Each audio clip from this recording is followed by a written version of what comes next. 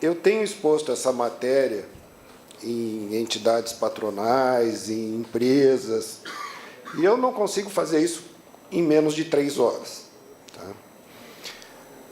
E aí, o que nós temos hoje aqui? O que eu tenho contra mim hoje? O estômago dos senhores, meio-dia e pouco, o branche que está lá fora, né? Esse reloginho aqui, que parece que vai estourar, no fim ele desalarme, começa a balançar, os senhores não enxergam, mas é. E o enfrentamento de um tema jurídico, legal, que envolve a alteração, seguramente, de uns 60 institutos trabalhistas contidos na CLT, mais de umas centenas de pontos alterados da consolidação das leis do trabalho, e todos eles importantíssimos. Ontem eu dizia, fui convidado para participar de uma mesa redonda muito agradável com o Marcelo Grivald. Fui à ABIT, Associação Brasileira da Indústria Têxtil, e lá eu dizia o seguinte, que nós tivemos recentemente uma alteração importante, eu digo recentemente, há alguns anos atrás, mas recentemente a alteração do aviso prévio proporcional. Né? E nós fazíamos seminários sobre um tema, sobre um instituto, seminários de um dia. Né? Transplantando aquela situação para essa atual, nós precisaríamos fazer 60 seminários para esgotar o que a reforma trabalhista trouxe de alterações. Né? E o relógio já aponta aqui que eu pedi 3 minutos só nessa introdução. Né? Bom, vou tentar, então, ser o mais rápido e prático possível, trazendo o maior número de informações a respeito das alterações, sem, obviamente, pretender ingressar em cada um desses itens de uma forma exaustiva. Muito pelo contrário. Né? É mais uma apresentação da reforma do que qualquer outra coisa. E eu espero trazer, pelo menos, algum tipo de informação nova aos senhores.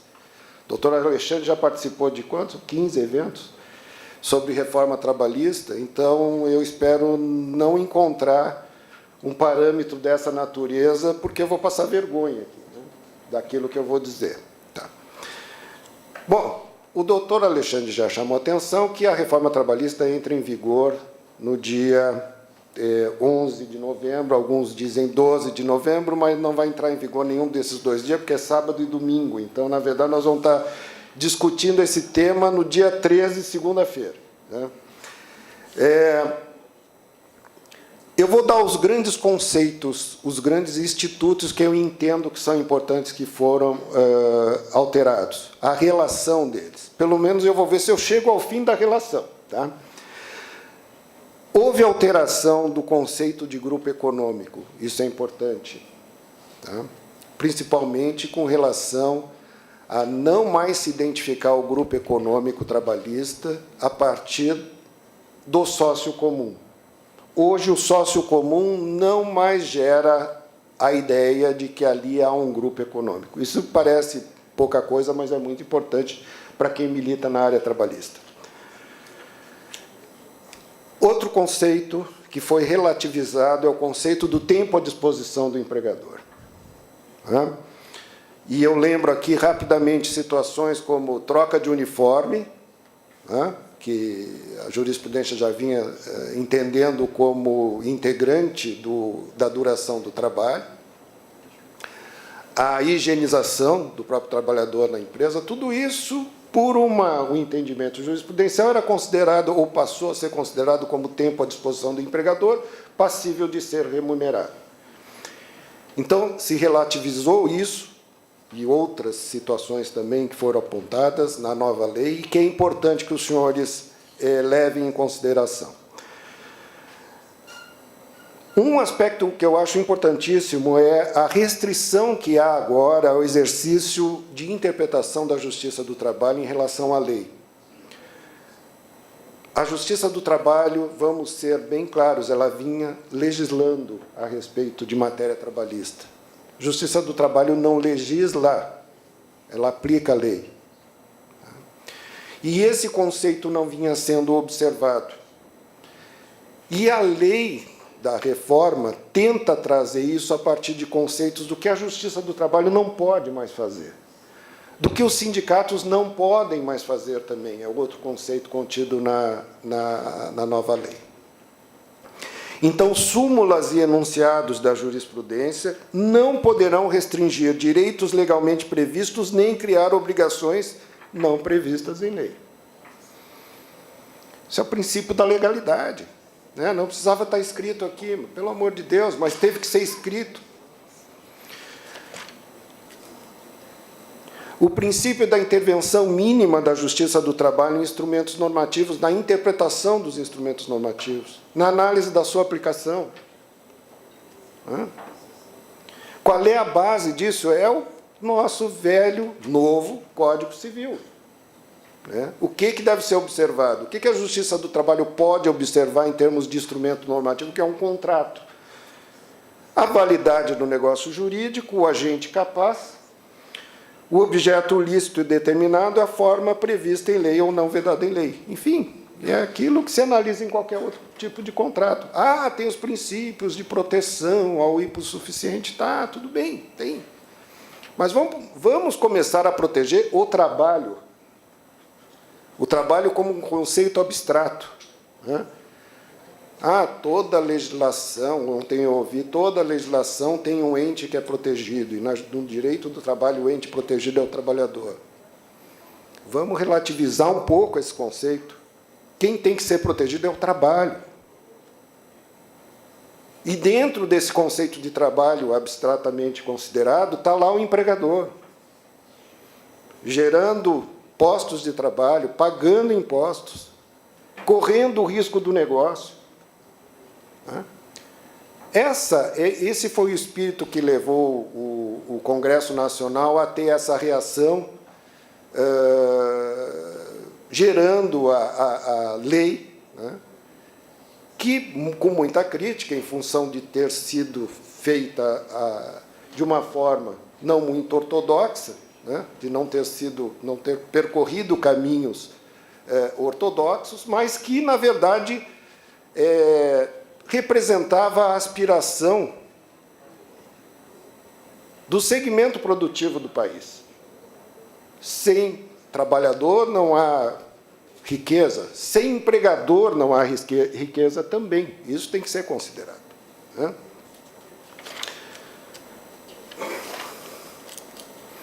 Nova regra a respeito do sócio retirante de sociedade lá no passado, quanto à sua responsabilidade. Preste atenção, houve uma alteração importante.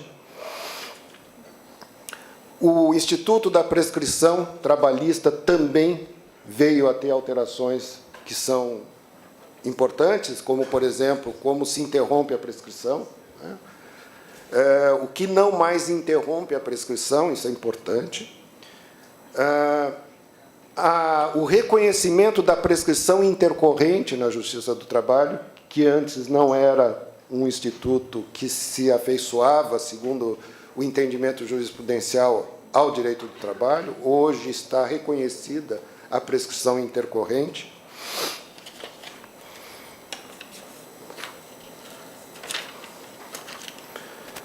O fim das horas in itinere, que a Justiça do Trabalho continua achando que elas não deveriam ter terminado, que são as horas in itinere, são as horas em que o tempo de que o trabalhador leva na condução fornecida pelo empregador, quando o local é de difícil acesso, o local da empresa, ou não servido por linha regular de ônibus, etc. Ou seja, o empregador concede um benefício, que é o transporte, e, por conceder esse benefício, ele recebe como prêmio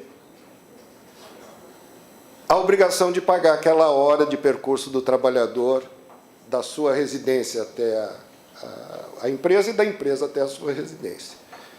Criação jurisprudencial pura. Não tinha lei a amparar. Não existia lei amparando esse tipo de previsão. evolução da justiça do trabalho dentro do seu conceito de proteção ao chamado hipossuficiente. Acabou. Alguns estão reclamando, principalmente a Justiça do Trabalho, o Ministério Público do Trabalho, mas, convenhamos, as coisas foram colocadas nos seus devidos lugares.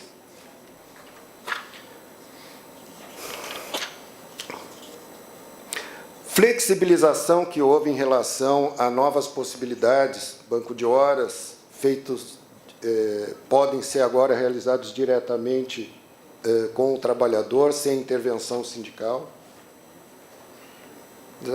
O trabalhador vai ficar desprotegido. Sim, quem ficava desprotegido era o empregador.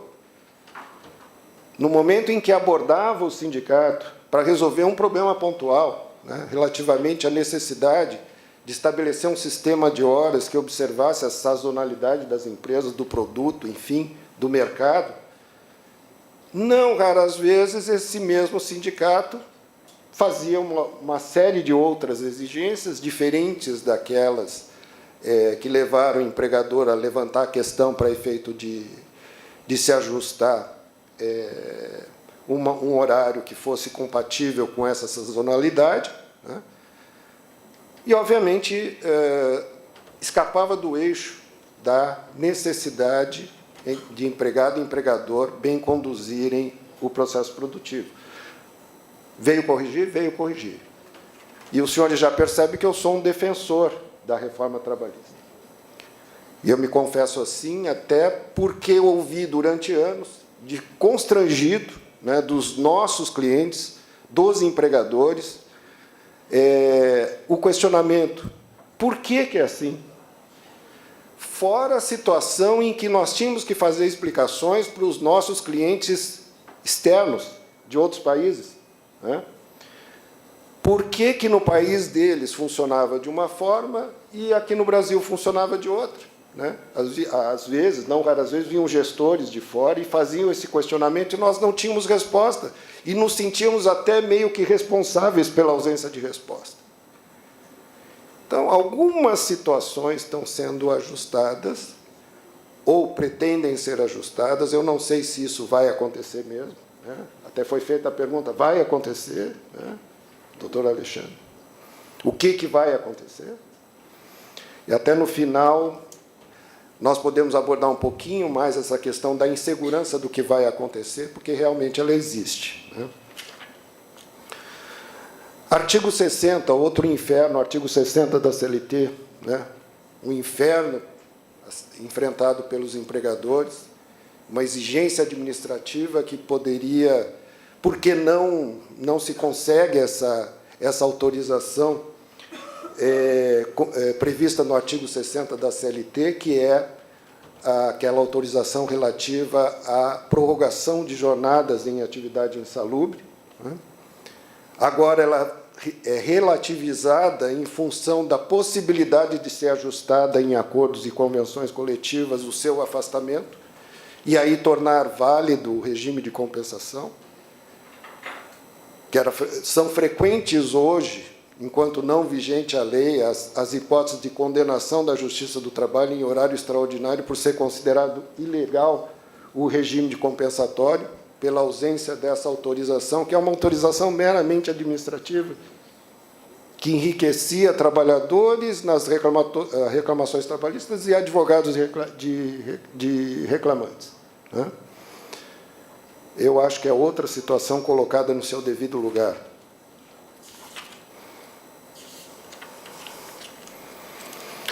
A regulamentação do teletrabalho, do home office, e aí cai bem naquilo que disse o doutor Alexandre em relação à necessidade de se bem contratar.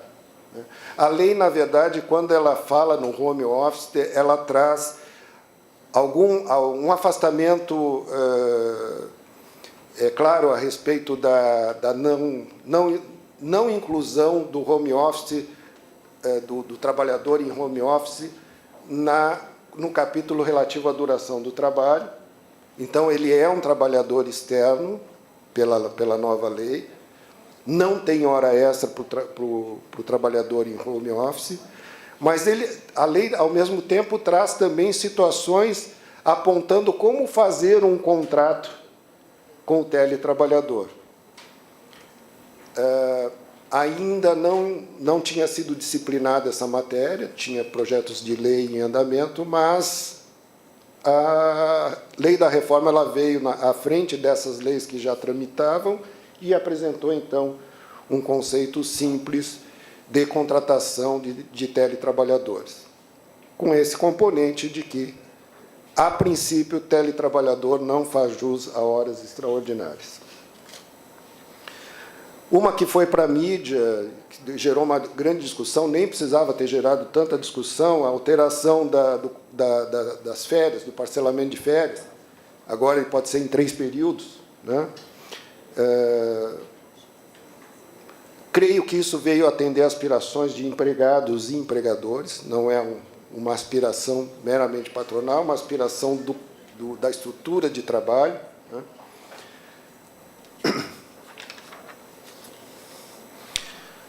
Um instituto importante que passou a ter regulação na CLT, a questão do dano extrapatrimonial, chamado dano moral, né? Em que se estabelece agora os conceitos de quais são os bens tutelados, né, que podem gerar, então, algum efeito de dano moral quando violados esses bens. O que o juiz deve observar, né, na hora da análise do tema levado à Justiça do Trabalho relativamente a alegações de dano moral? E aí tem uma relação de mais de 10 itens do que o juiz, relativamente ao que os juízes devem observar na análise da matéria relativa ao dano moral. Houve também a tarifação do dano moral, o que eu questiono. Eu acho que tarifar dano moral nunca deu muito certo no nosso direito, né? Mas o legislador entendeu que devesse fazer assim, estabelecendo, então, 3 tipos de natureza de dano: leve, médio, grave, aliás, 4, grave e gravíssimo, mas uma composição de elementos objetivos com elementos subjetivos do julgador me parece um tanto quanto complicado. Eu preferia ficar tão somente no subjetivo, me parece melhor, porque o objetivo ele contém referências bastante sérias e altas para o empregador, né? Se o juiz considerar que um dano moral tem uma natureza gravíssima, né? Estou dando um exemplo máximo, tem uma natureza gravíssima de ofensa ao trabalhador, tá? E que houve uma reincidência, mas a lei não diz o que é a reincidência, em que momento se caracteriza uma reincidência de dano, pode chegar a 100 vezes o último salário do trabalhador. Isso está tarifado agora na lei. Eu estou dando a referência máxima, claro que na natureza leve são 3 vezes o último salário, sujeito a dobrar. Natureza média, 5, natureza grave, 20 salários. Mas, pelo que a gente conhece, desculpem os integrantes da magistratura trabalhista, dificilmente não vai ter sempre ali uma natureza gravíssima e a reincidência considerada porque atingiu mais de um trabalhador, né? Então, nós temos aí uma possibilidade de fixação de 100 vezes o salário do trabalhador agora por uma tabela aplicável a partir da reforma. E ali o relógio, desculpe, Michel, já aponta que eu estou com o meu tempo esgotado. Se os senhores me permitem, eu vou estourar um pouquinho o tempo, tá? Pelo menos para ir até o final das coisas que a gente considerou aqui como sendo mais importante. Foi revogado o artigo 384 da CLT, que dizia respeito esse dispositivo à necessidade da trabalhadora repousar durante 15 minutos antes das prorrogações de jornada. E isso já vinha gerando reclamatórios trabalhistas, né, onde se pleiteava, então, 15 minutos extras todos os dias a partir da existência de qualquer tipo de prorrogação de jornada de trabalho feminino. Ou seja, ela para 15 minutos, os homens continuam trabalhando, aí ela retorna ao seu posto de trabalho, enfim, algo totalmente insano, mas que como estava contido na CLT e poderia gerar algum tipo de renda à trabalhadora tão logo ela saísse do emprego, né, e respectivamente ao seu advogado, isso vinha sendo pleiteado de uma forma intensa. E mais, já tinha um aperfeiçoamento dessa tese. Como a Constituição equipara o trabalho masculino com o feminino, não pode haver diferença, alguns homens vinham também pleiteando os 15 minutos como estas, porque, afinal de contas, não pode haver diferenciação entre trabalho masculino e feminino. E alguns juízes ainda fundamentavam para indeferir, né, quando deveriam indeferir de plano, mas já ainda assim faziam algumas considerações, talvez, daqui a pouco também emplacar 15 minutos para as prorrogações em trabalho de trabalhador.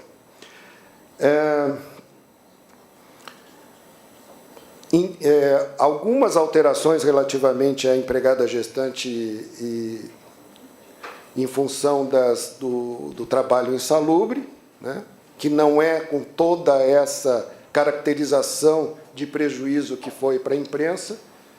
Pelo que nós lemos aqui, o médico da trabalhadora é que, de uma certa forma, determinará a possibilidade ou não dela, grávida, trabalhar em ambiente insalubre, dependendo, inclusive, do grau de insalubridade. Há regras específicas para cada situação, mas sempre fazendo referência ao médico que atende a trabalhadora, né?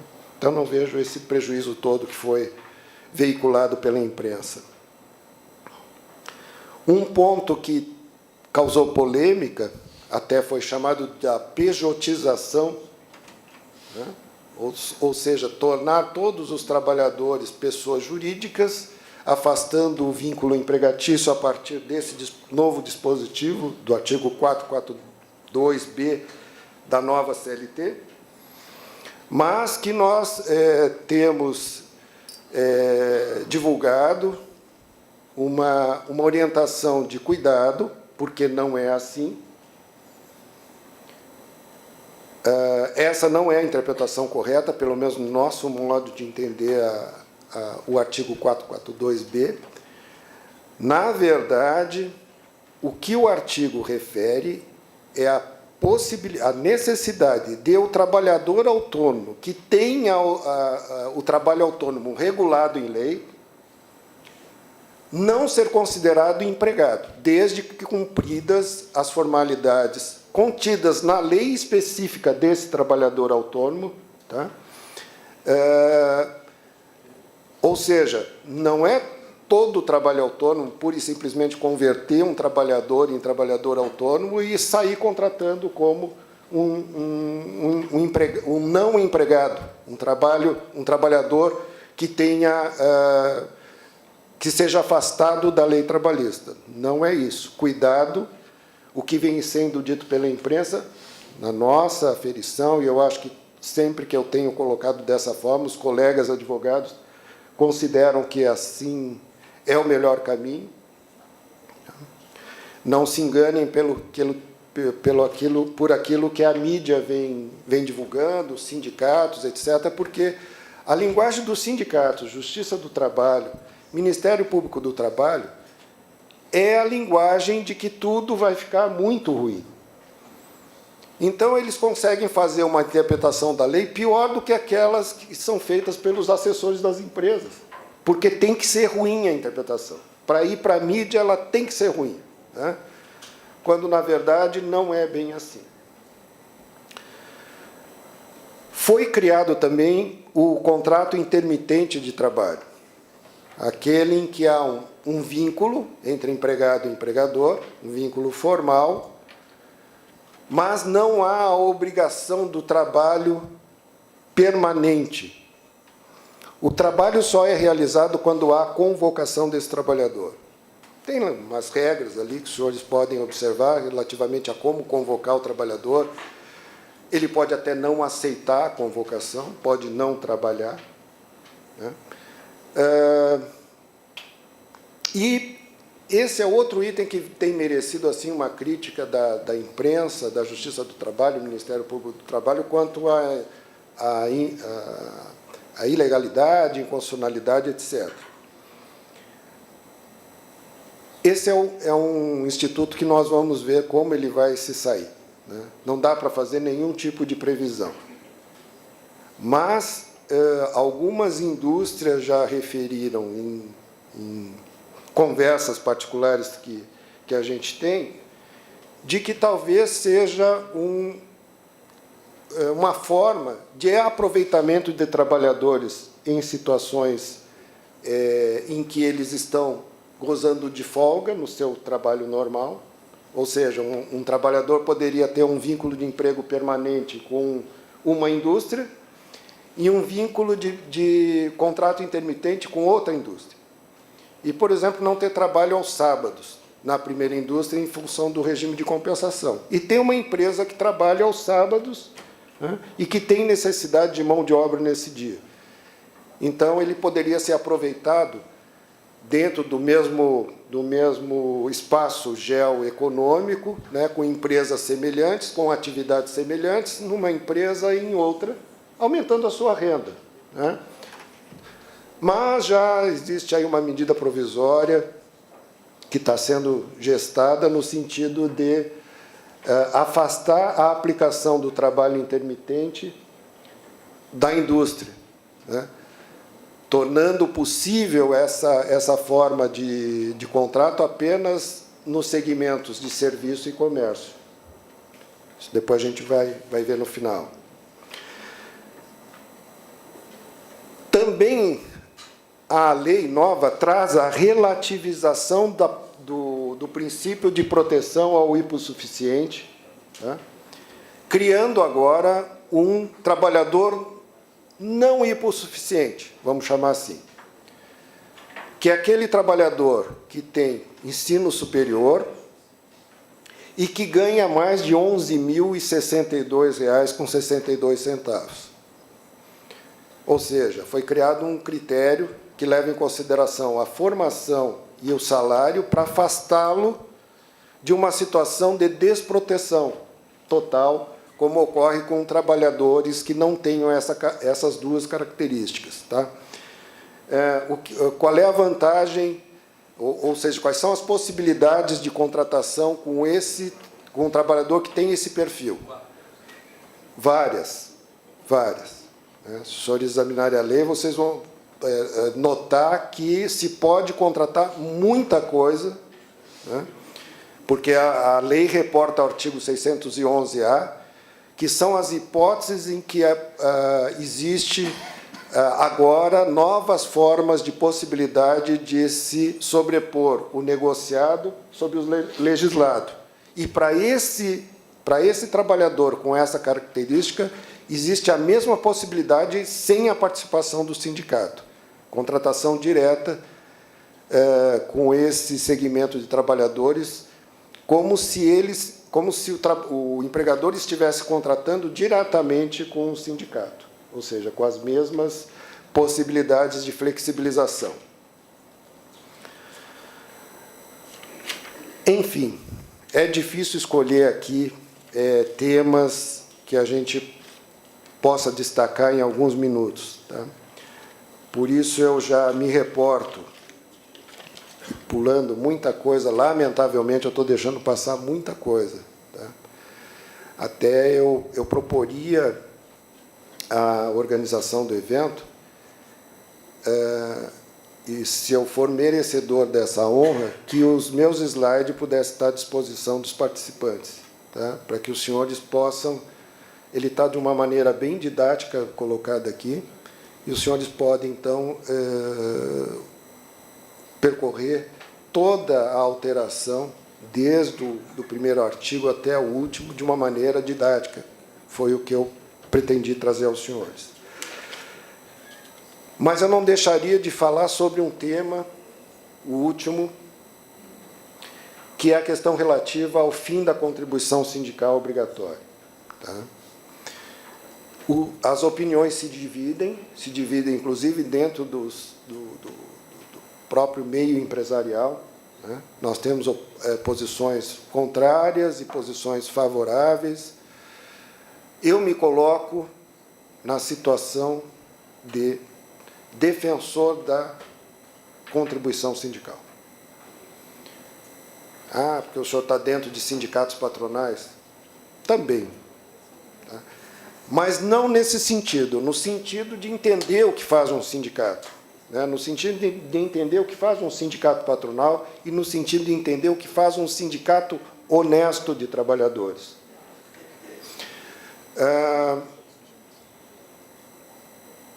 Tenho notado, tá, que existe uma oposição bastante ferrenha em relação à contribuição sindical, sempre calcada no pressuposto de que os valores que são arrecadados são mal aproveitados, são mal versados, às vezes até são dirigidos aos patrimônios pessoais de dirigentes sindicais de trabalhadores, de sindicato de trabalhadores, e isso é verdade. Agora, sindicato não vive sem contribuição, nem um lado, nem o outro. Talvez o sindicato patronal consiga convencer os seus pares a fazerem espontaneamente contribuições, assim como existem as associações empresariais que funcionam muito bem, né? Mas, mesmo assim, é relativo. O Brasil ele não tem um conceito associativo sindical suficientemente convincente para que a pessoa vá lá e contribua espontaneamente. Não tem. A confiança é muito baixa. Como se alcançar uma confiança, então? Né? Como conjugar a manutenção da contribuição sindical, tanto para os sindicatos de trabalhadores e sindicatos de empregadores, e não correr esse risco, né, de um desvio que, obviamente, deve ser coibido. Fiscalização, essa é a minha tese. Eu acho que as contribuições elas têm que ser obrigatórias, porque senão os sindicatos não convivem. E por que os sindicatos devem conviver agora com a reforma trabalhista? Porque um dos conceitos básicos da lei da reforma trabalhista é a sobrevalência do negociado sobre o legislado. Se eu não tenho os atores da negociação, como é que eu vou negociar? Se eu não tenho o sindicato lá do outro lado, para tornar válido aquilo que eu pretendo negociar, como é que eu vou negociar sem sindicato? É uma incompatibilidade de teses. Vamos acabar com a contribuição sindical. E, ao mesmo tempo, vamos prestigiar a negociação de forma que ela se sobreponha ao legislado. Sim. Cadê o ator? Né? Alarme. Então, finalizando, eu espero ter trazido, pelo menos, dúvidas. Né? Se eu não trouxe esclarecimento, pelo menos dúvidas, me coloco à disposição. Espero que na distribuição dos nossos slides exista um pouco mais de esclarecimento do que eu pude trazer, e agradeço, assim, imensamente a paciência dos senhores e me desculpe pela correria na apresentação. Muito obrigado.